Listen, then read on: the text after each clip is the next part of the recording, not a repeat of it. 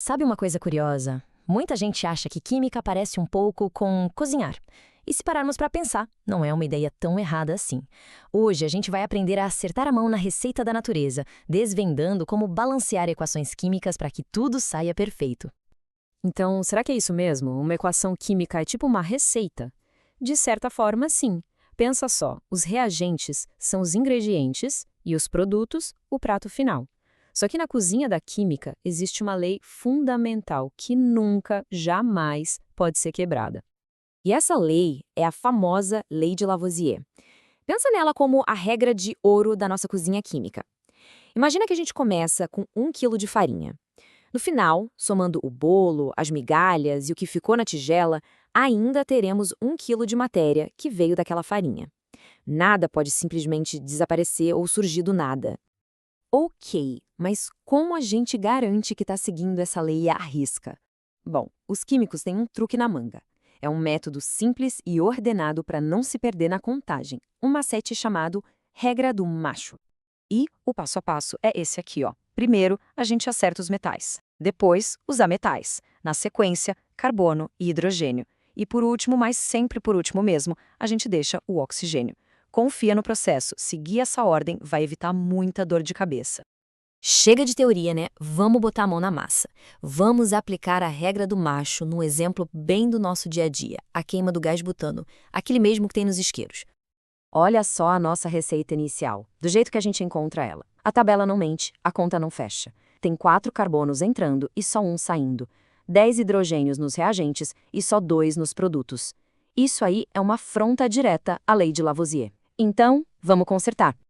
Seguindo a nossa regra macho, nessa equação a gente não tem metais nem outros ametais para começar. Então, pulamos direto para o C de carbono. A missão aqui é simples: igualar os 4 átomos de carbono que entram com os que saem. Para isso, a gente simplesmente coloca o coeficiente 4 lá na frente do CO2. Pronto, 4 carbonos de cada lado.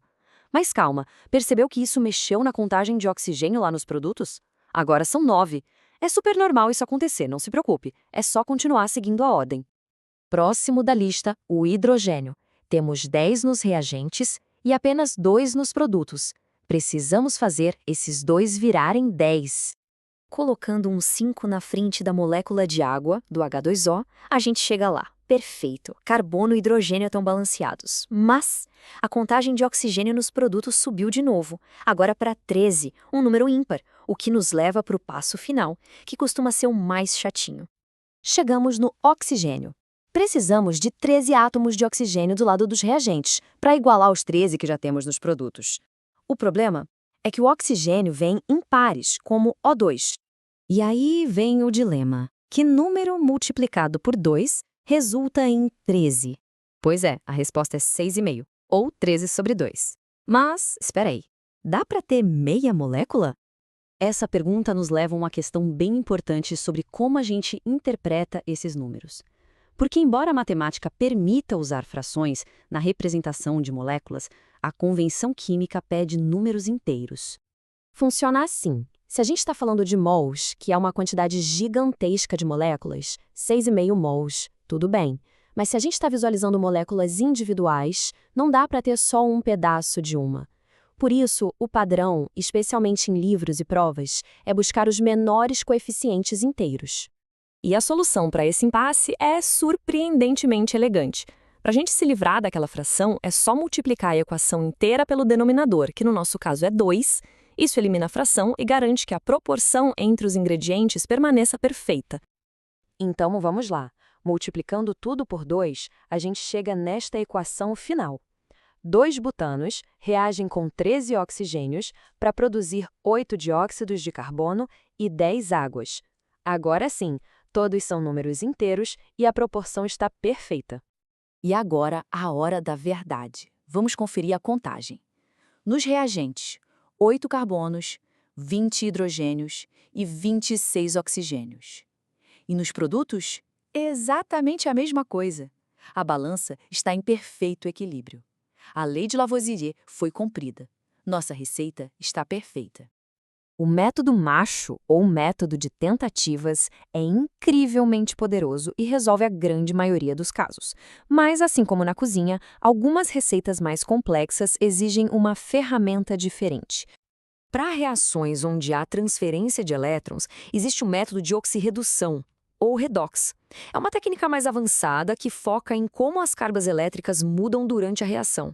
É um assunto para outro dia, mas é bom saber que essa ferramenta existe para os casos mais difíceis. Então, depois de todo esse processo, qual é a grande lição? O que está no coração do balanceamento químico?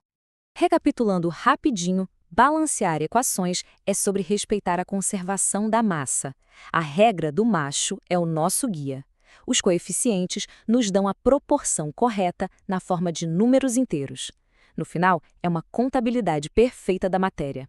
No final, o processo pode parecer técnico, mas a ideia por trás dele é uma das mais fundamentais da ciência. A matéria nunca é criada ou destruída, ela apenas se transforma e se reorganiza em novas e incríveis formas. E, para terminar, fica uma reflexão.